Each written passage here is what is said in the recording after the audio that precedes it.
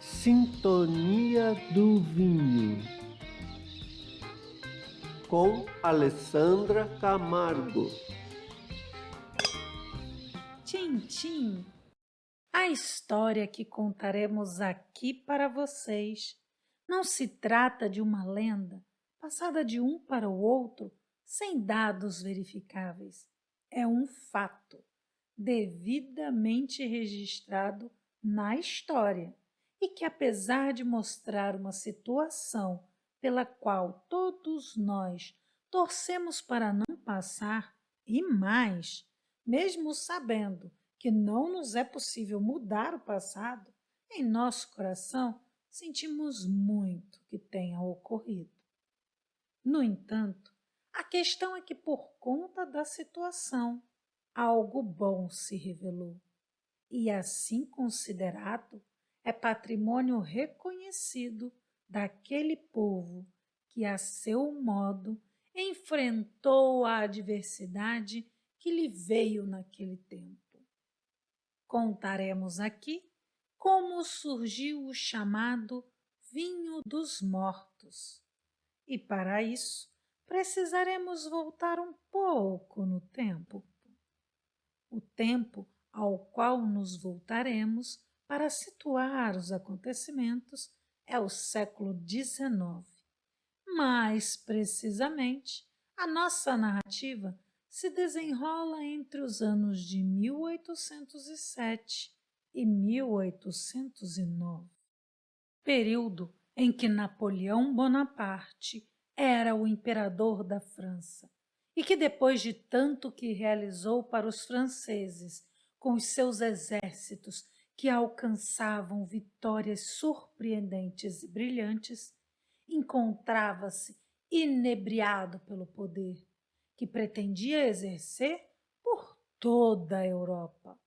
Muitos eram os que o idolatravam e tantos outros que o odiavam e o queriam morto.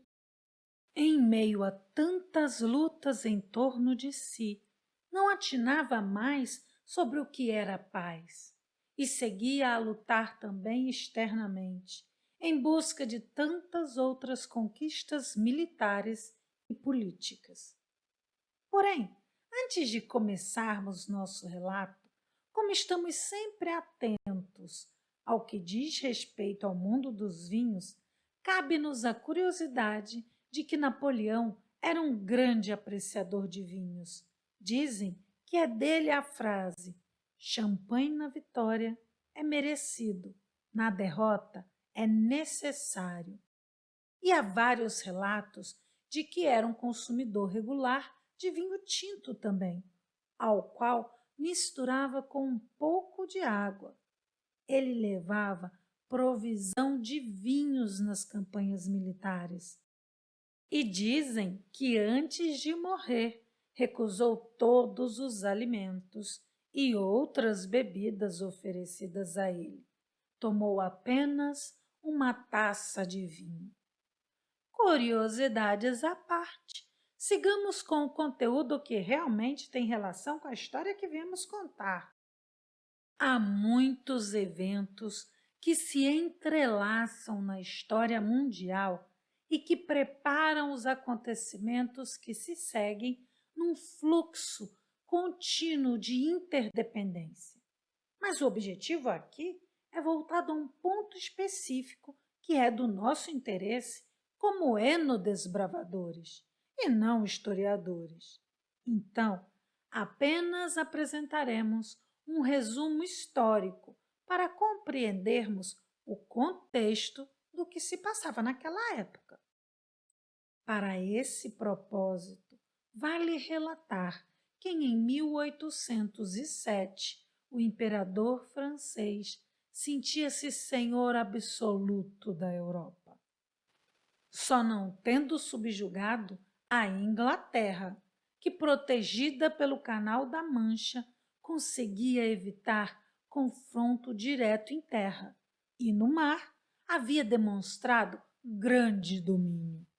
A tática foi decretar bloqueio continental aos produtos britânicos, Sendo Portugal pressionado pela Inglaterra, que era sua aliada, Portugal tentava sempre se esquivar das ordens do imperador francês, que ameaçava então invadir suas terras e destronar o príncipe regente, que governava em nome de sua mãe, Maria I, a Louca. A corte de Dom João perde as esperanças de manter seus artifícios com a França para evitar conflito entre os países, quando no final de novembro chega a Lisboa o jornal parisiense em que Napoleão anuncia: a Casa de Bragança havia cessado de reinar sobre a Europa. Diante do alvoroço causado pela notícia, a família real sentiu-se sem alternativa. Ou fugia para o Brasil, um plano antigo que já tinha por ali, ou seria destronada. Preparativos para tal viagem não eram nada simples, ainda mais sendo feitos na correria. Com a notícia da fuga se espalhar, o povo português reagiu com indignação. Nas ruas se via desespero e revolta. Em resumo, a corte partiu. As tropas francesas marchavam em direção a Portugal sob comando do general Junot.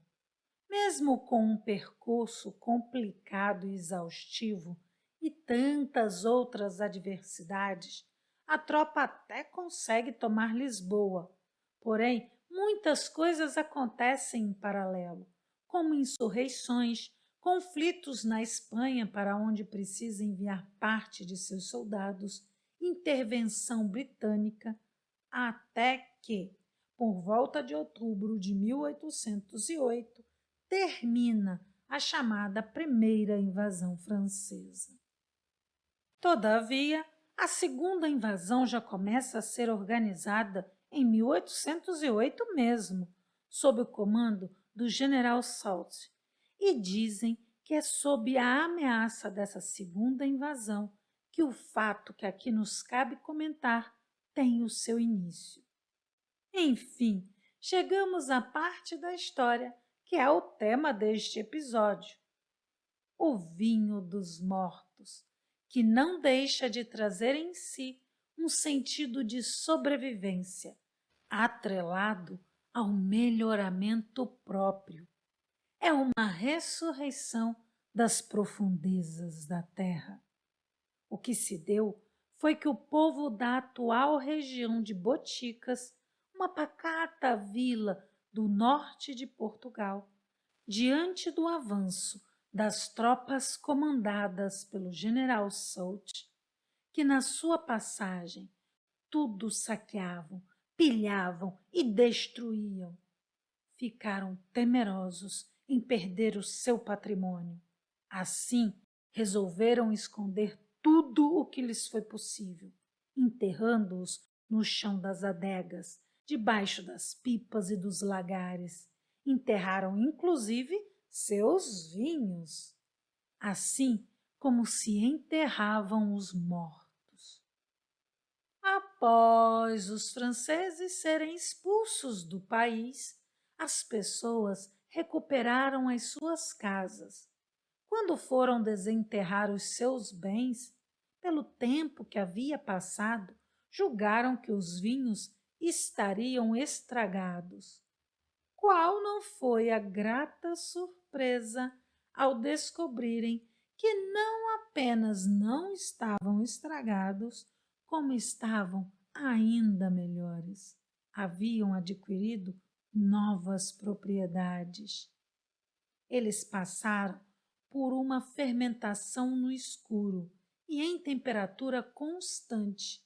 Conforme se diz, o vinho tornou-se apaladado, palhete, com pouca graduação alcoólica, entre 10 e 11 graus, e com leve gás natural. Foi assim que surgiu o chamado vinho dos mortos, ou morto de Boticas, como também é conhecido. Ele continua a ser produzido na região transmontana. No século XXI, foi reconhecida a indicação geográfica protegida do vinho regional transmontano, como forma de garantir a qualidade e a autenticidade dos vinhos de Trás-os-Montes. Nessa denominação, encontra-se o vinho dos mortos. Ele é considerado símbolo da sagacidade e da resistência do povo de Boticas. Representa para aquele povo muito mais do que uma vontade de subsistir materialmente. Tem também uma essência moral, por isso é apresentado com orgulho. Segundo o site desse vinho, vinhodosmortos.pt, ele é um vinho único e diferente, sendo composto das castas autóctones portuguesas Touriga Nacional, Touriga Franca, Tinta Barroca e Trincadeira, assim como a casca Alicante Bouschet, de origem francesa. O aroma é geralmente de frutos vermelhos com notas de baunilha, leve no paladar, com acidez pronunciada, muita frescura e uma sutil e agradável gaseificação. Em Boticas, há o Repositório Histórico do Vinho dos Mortos, um museu dedicado ao vinho que se tornou uma das maiores referências da região. É considerado um patrimônio imaterial de Boticas. É também tema de enoturismo, já que abrir uma garrafa desse vinho vai além de saborear a bebida, é recordar a história. E como tradição portuguesa, aportou no Brasil também, em São Roque, cidade de São Paulo. Essa tradição é celebrada mensalmente na adega e restaurante Quinta do Olivardo. Lá acontece o enterro de garrafas de vinho previamente escolhidas pelos visitantes, conforme o gosto. É assim, dentre as opções da produção deles, que tem vinhos feitos com Cabernet Sauvignon, Merlot, Chardonnay ou Bordeaux, esse último é vinho de mesa, lembra? Com uvas americanas. A Bordeaux é uma uva americana. Como acontece? O cliente escolhe um vinho que quer beber e enterra, acompanhado de fado ao vivo e vários pratos da gastronomia portuguesa. Depois de 6 meses, volta para buscar o seu vinho. Olivardo Sacchi, fundador da adega e restaurante, diz que o vinho dos mortos alegra os vivos. Parece interessante, mas continuemos. Embora por métodos diferentes, não nos esqueçamos que há outros vinhos que são envelhecidos embaixo da terra, mesmo que não lhes acompanhe uma história de guerra, nem tenham um nome em referência ao seu enterro, ainda são vinhos que trazem em si muitas propriedades do que a terra pôde lhes oferecer, que vai além do que já havia sido adquirido durante o tempo em que as videiras da terra se nutriam. Aqui terminamos este episódio, mais um que nos mostra o quanto o relacionamento do vinho com a nossa história é estreito e cheio de surpresas. Espero que tenha apreciado. Quer ajudar a manter o programa no ar? Compartilhe! Sintonia do vinho. No decorrer da jornada, mesmo diante de reveses, muito temos a aprender, principalmente quando nos dispomos a tentar algo que não fizemos antes. Tchim, tchim.